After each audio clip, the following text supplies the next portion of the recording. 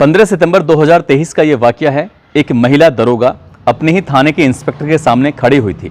काफ़ी देर हो जाती है, मुंह से कुछ आवाज़ नहीं निकल रही थी, लेकिन आंखों में आंसू थे। महिला सब इंस्पेक्टर कुछ कहने की कोशिश करती, इससे पहले ही इंस्पेक्टर ने पूछा, क्या बात है, यहाँ इतनी देर से क्यों खड़ी हो? जैसे ही ये बात कही जाती है, महिला दरोगा की अंदर से आवाज़ निकलने लगती, कहती कि सर बहुत हो चुका, अब शोषण करना बंद कर दीजिए, अब बर्दाश्त नहीं होता। जैसे ही उस महिला दरोगा ने अपने ही थाने के इंस्पेक्टर से ये बात कही, इंस्पेक्टर को गुस्सा आ जाता है। गुस्सा आने के बाद एक कई गंदी गंदी गालियां दी जाती हैं। जब गाली दी जाती हैं तो महिला सब इंस्पेक्टर कहती है कि सर आप समझ नहीं रहे हो, क्योंकि बात बहुत आगे बढ़ चुकी है। दरअसल तुम्हारा मेरे पेट में बच्चा पल रहा है। अगर ये बात ज़माने को पता चलेगी तो बात बहुत ज़्यादा बिगड़ सकती है, ख़राब हो सकती है। इसलिए अब इस मामले को यहीं ख़त्म कर दो, इस कहानी का द एंड कर दो। जैसे ही सब इंस्पेक्टर की ये बात उस इंस्पेक्टर ने सुनी है, उसके बाद वो अपनी कुर्सी से उठता है। उठने के बाद महिला दरोगा को बहुत तेज के साथ उसके पेट में लात मारता है। जैसे ही महिला दरोगा के पेट में लात लगती है, वो ज़मीन पर गिर जाती है और वो वहाँ से उठने की कोशिश कर रही थी, लेकिन उठ नहीं पा रही थी, क्योंकि उसकी तबीयत लगातार बिगड़ने लगती है। रोते हुए, गिड़गिड़ाते हुए हाथ जोड़ती है, कहती है सर अब बहुत हो चुका है, अब बर्दाश्त करिए।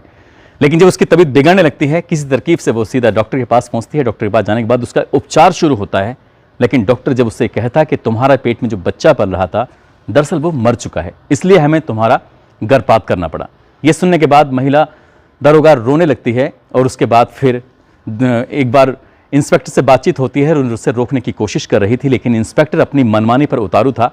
लेकिन ये बात अब दो लोगों के बीच में थी, लेकिन डॉक्टर के पास ही बात पहुंच जाती है और ये बात धीरे धीरे फिर लोगों तक पहुंचना जब शुरू होती है, उसके बाद ये अखबार, सोशल मीडिया के माध्यम से जब लोगों को पता चलती है, तो पूरे प्रदेश में उस इंस्पेक्टर की जो करतूत थी वो सामने आती है। तो लोगों को बड़ी आश्चर्य हो रहा था, हैरानी हो रही थी कि जो महिला दूसरों को इंसाफ दिलाने के लिए इस वर्दी पहनती है, दरअसल वो खुद ही शोषण हो रही है। आज कहानी उसी महिला दरोगा की है। आज कहानी उसका शोषण करने वाले उस इंस्पेक्टर की कहानी है। आदाब, नमस्कार, सत श्री अकाल। मैं उस्मान सैफी। आज की जो सच्ची घटना मैं आपको सुनाने जा रहा हूं, सच्ची घटना है बिहार प्रदेश की राजधानी पटना की। दरअसल पटना का ही एक थाना लगता है जक्कनपुर। जक्कनपुर थाना कैंपस के अंदर जो सरकारी आवास बने हुए थे, उसी सरकारी आवास में एक महिला दरोगा जब बेड पर लेटी हुई है, अचानक उसकी आंख खुलती है। आंख खुलने के बाद उसने जो अपने शरीर पर हाथ फेरा तो पता चलता है कि उसके तन पर एक भी कपड़ा नहीं था। वो बिना कपड़ों के लेटी हुई थी।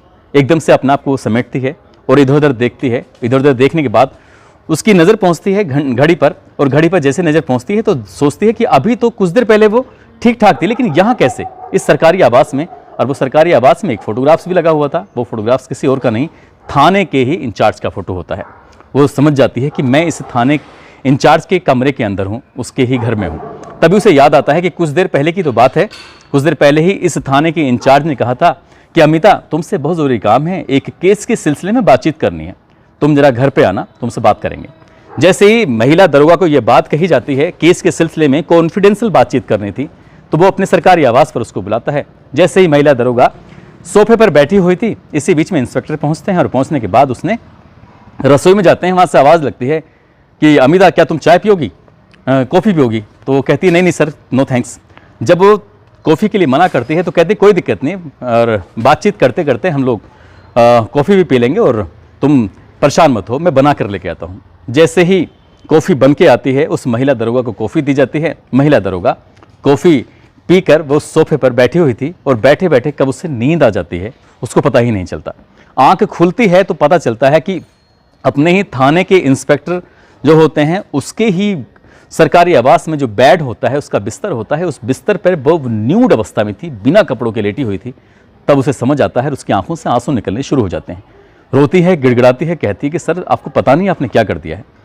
बस जैसे ये बात की जा रही थी, वो रो रही थी, और इसी बीच में रोते रोते एक आवाज़ आती है कि अमिता, परेशान होने की ज़रूरत नहीं है, तुम बिना कपड़ों में बहुत अच्छी लगती हो, यकीन ना हो तो देख सकती हो। जैसे ही बिना कपड़ों का फोटोग्राफ्स, बिना कपड़ों का वीडियो इस अमिता को उस थाने के इंचार्ज ने दिखाया, उसके पैरों तले ज़मीन खिसक जाती है। वो कहती है कि मेरी शादीशुदा ज़िंदगी में तुम बर्बाद करने पर क्यों तुले हो। वो रोती है, पैरों में पड़ती है, लेकिन इंस्पेक्टर कहता है कि यहाँ से ये बात निकल कर कहीं दूर जाती है, समझ लेना, ना केवल तुम्हारी नौकरी जाएगी बल्कि तुम्हारी इज्जत भी जाएगी, साथ ही शादीशुदा ज़िंदगी भी बिल्कुल पूरी तरह से तबाह हो जाएगी। इसलिए जैसा कहता हूँ वैसे ही करती रहो। उस महिला दरोगा के सामने अब कोई ऑप्शन नहीं बचा था। उसे नौकरी भी बचानी थी, अपना परिवार भी बचाना था, इसलिए वो चुपचाप वहाँ से चली जाती है। लेकिन उसे ये लग रहा था कि शायद ये आखिरा दिन है। वो आखिरा नहीं था वो, क्योंकि लगातार अब जैसे मन करता था उस इंस्पेक्टर का, वैसे ही किसी न किसी बहाने से वो बुलाता था और उस महिला दरोगा का रेप करता था, बलात्कार करता था। और वो चाह कर भी कुछ भी नहीं कर पाती थी, क्योंकि ये सिलसिला लगातार जब चलता चला जाता है, इसी बीच में वो गर्भवती हो जाती है। और अपने गर्भवती होने की बात जब उस इंस्पेक्टर से कहती है तो इंस्पेक्टर साहब कहते हैं कि तुम मुझे जानती नहीं हो कि मैं कितना पावरफुल हूँ। दरअसल लगभग तीसरा साल मुझे इस थाने में होने वाला है और मुझे यहाँ से हटाने वाला कोई है नहीं, और फिर भी उसके बाद भी तुम इस तरह की बातें कर रही हो। तुम नहीं जानती हो कि मैं तुम्हें बर्खास्त करा सकता हूँ, बड़े बड़े अधिकारियों से मेरे टर्म्स हैं। जैसे ये बात सुनी जब उसने कहा कि मैं तुम्हारे बच्चे की मां बनने वाली हूँ, यानी कि तुम्हारी वजह से प्रेग्नेंट हो चुकी हूँ। जैसे ही उस इंस्पेक्टर ने ये बात सुनी, उसे गुस्सा आता है और उसे लात मार कर उसके बच्चे को गिरा देता है। वो उस महिला दरोगा के पास सारे सबूत होते हैं, लेकिन यहाँ से उसने सोचा कि अब तक चलो जो भी है सब कुछ ठीक, कोई दिक्कत नहीं है, यहीं से बर्दाश्त करते हैं। हो सकता है कि आगे जो दिक्कत परेशानी हो कभी ना आए। लेकिन उस इंस्पेक्टर की मनमानी कम नहीं हो रही थी। एक आध महीना फिर गुजर जाता है, लेकिन जब एक आध महीना फिर गुजर जाता है, लेकिन अब जब तक अभी तक तो शायद किसी को ये बात मालूम नहीं थी, लेकिन एक दिन थाने के अंदर ही महिला दरोगा और इंस्पेक्टर के बीच में इतनी बहस होती है कि यहाँ पर जितने भी स्टाफ वाले तैनात होते हैं, चाहे वो होमगार्ड हो, चाहे वो अन्य पुलिसकर्मी हो, या फिर अन्य दरोगा हो, या और कोई ऑफिसर हो, या इवन ये कह सकते हैं कि फरियादी हो, उनके सबके सामने यहाँ पर इतना हंगामा होता है। और उस हंगामे के बीच शुरू से लेकर आखिर तक की पूरी कहानी इंस्पेक्टर की सबके सामने मुंह ज़बानी महिला दरोगा बता देती है। और जैसे ही महिला दरोगा ये सबके सामने बताती है, उसके अंदर न जाने उस दिन कहाँ से इतनी हिम्मत आई थी। काश कि उसने वो पहले दिन ही अपनी हिम्मत दिखाई होती और अपने आबरू को लूटने से बचाया होता, तो शायद ये इतनी लंबी कहानी बनती ही नहीं। जब वो शोर मचाती है, उसके बाद इंस्पेक्टर को लगता है कि बात कहीं खराब ना हो जाए। इंस्पेक्टर ने मौका पाते ही 30 नवंबर 2023 को यहाँ से 6 दिन की छुट्टी के लिए जाता है। कहता है कि मैं 6 दिसंबर 2023 को वापस आ जाऊँगा, लेकिन वो आता ही नहीं है। उसके बाद वो थाने से लगातार गायब रहता है। ये महिला दरोगा होती है, ये भी गायब हो जाती है। अभी झगड़े की सूचना लोगों के पास तक थी, अब ये काफ़ी वक्त बीत जाता है, यानी कि 15 जनवरी 2024 तक ये इंस्पेक्टर थाने में पहुंचता ही नहीं है। इसके बाद ये महिला दरोगा जो होती है अपने पति और एक रिश्तेदार के साथ सीधा पटना के पुलिस मुख्यालय में पहुंच जाती है। वहां जाकर पूरी कहानी बयां की जाती है। जो उच्च अधिकारी होते हैं, उच्च अधिकारियों ने ये बात सुनी, उन्हें लगा कि एक इंस्पेक्टर आखिरकार ऐसा कैसे कर सकता है।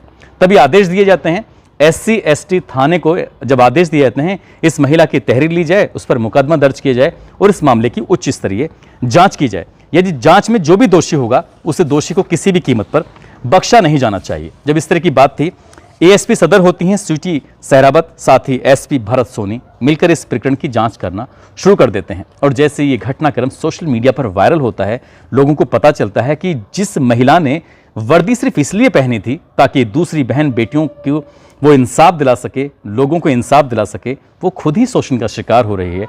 तो वाकई ये अपने आप में इसकी बड़ी चर्चा होती है। और इस थाने की जक्कनपुर की, यानी कि पटना शहर के अंदर टोटल मिलाकर 67 थाने होते हैं। उसी 67 थानों में एक जक्कन थाना भी होता है, और इस जक्कन थाने के जो इंचार्ज होते हैं इस तरह से शोषण कर रहे थे। लेकिन इसी बीच में मामला ज़्यादा तूल ना पकड़े, इसीलिए इस जक्कन थाने से इस इंचार्ज का, जो कि पिछले लगभग 2.5 से 3 साल के आसपास यहाँ पर हो चुके थे, उसको रातों रात इसका ट्रांसफ़र सहरसा, एक जगह लगती है, ज़िला लगता है, वहाँ पर कर दिया जाता है। और सहरसा में जाकर वो अपना मुँह छुपाने की कोशिश कर रहे थे। बताते ये भी हैं कि मीडिया कर्मियों ने जब इंस्पेक्टर साहब से बातचीत करने की कोशिश की तो इंस्पेक्टर साहब ने फ़ोन ही काट दिया, फ़ोन बंद कर लिया और मीडिया कर्मियों से बातचीत करने की कोशिश नहीं की। हालांकि इस पूरे मामले में ASP सदर स्वीटी सहरावत और साथ ही भरत सोनी जो SP साहब होते हैं, इस प्रकरण की जांच कर रहे हैं। उनका ये कहना है कि हम इस मामले की जांच कर रहे हैं, एक एक पहलू को देखेंगे, परखेंगे, और जो भी सबूत होंगे कम से कम समय में जुटाने की कोशिश करेंगे। पूरा का पूरा मामला कोर्ट में जाएगा। कोर्ट इस मामले में जो भी इस आरोपी के खिलाफ सजा करेगा, उसके बाद सजा दी जाएगी। साथ ही अगर यदि ऐसा भी हो सकता है कि महिला दरोगा का भी इसमें कुछ रोल नेगेटिव हो सकता है, तो इसलिए अभी जांच से पहले हम कुछ कह नहीं सकते। लेकिन जो भी महिला ने जिस तरह से अपनी बात बताई है, उस तरह से लगता है कि महिला की बातों में पूरी तरह सच्चाई है, और उस अधिकारी ने अपने होदे का, अपने पद का फ़ायदा उठाते हुए, दुरुपयोग करते हुए उस महिला के साथ लगातार ऐसे कर रहा था। जो सच्चाई है पुलिस की जांच के बाद ही स्पष्ट हो सकेगा, लेकिन जो भी हुआ है वो वाकई गलत हुआ है। दोस्तों, इस पूरे घटनाक्रम को सुनाने का उद्देश्य किसी को परेशान करना नहीं है, किसी का दिल दुखाना नहीं है, बल्कि आपको जागरूक करना है, आपको सचेत करना है, आपको बताना है कि जब भी किसी के साथ शोषण होता है पहली बार में पूरी पुख्ता, पूरी ईमानदारी के साथ आवाज़ उठा दी जाए। अगर उस आवाज़ को नहीं उठाया गया तो फिर आपका लगातार बार बार शोषण होता चला जाएगा, वक्त बीतता चला जाएगा, और जब बहुत डोर पूरी तरह से टूटने की नौबत आएगी तब जाकर शायद आंख खुलती है, लेकिन तब तक बहुत देर हो चुकी होती है।